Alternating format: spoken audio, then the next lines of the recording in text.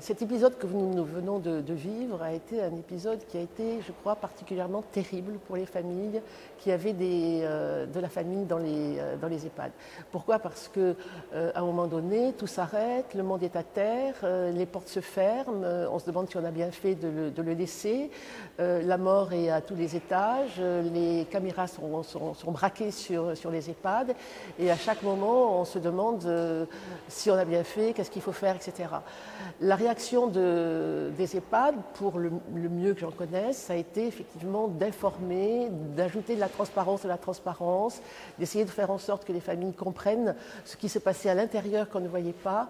Et je crois que ça a renforcé la nécessité d'un conseil de vie sociale qui puisse en permanence discuter, apporter des idées.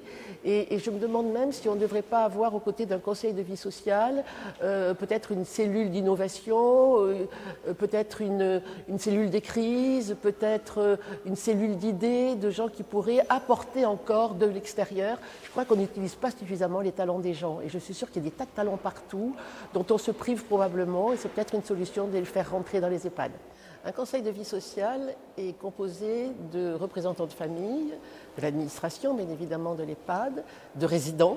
Il pourrait être élargi d'ailleurs. Le but de ces conseils de vie sociaux, c'est de pouvoir, au fur et à mesure, ne pas ajouter de la transparence à la gestion d'un établissement. C'est-à-dire se rendre compte que ce n'est pas le fait du prince, c'est la direction souhaite avoir les avis et des résidents et des représentants des familles pour savoir s'ils sont justes dans leur manière de faire, si on a des propositions et pour avertir effectivement des mesures qui seront prises de façon à ce que chacun dans les représentations qu'ils ont puisse informer soit les familles, soit les résidents de ce qui est en train de se préparer pour chaque fois bien sûr meilleur être des résidents dans l'EHPAD.